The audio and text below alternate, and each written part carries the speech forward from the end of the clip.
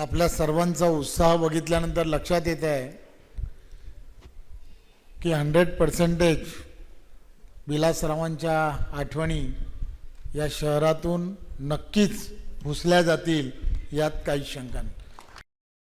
आणि ज्यांनी जगाच्या नकाशावर लातूरचं नाव कोरलं त्यांचं नाव जर पुसून टाकण्याचं असं बोलत असतील तर त्या पक्षाचंच नाव लातूरची जनता पुसून टाकल असं आम्हाला वाटते. कारण ही चुकीचं वक्तव्य केलंय त्यांच्या अध्यक्षांनी, तर त्याच्यासाठी आमचा जाहीर निषेध आहे. लातूरमध्ये येऊन भारतीय जनता पार्टीच्या नेत्यांनी जे वक्तव्य केले त्याचा सर्वप्रथम मी निषेध करतो.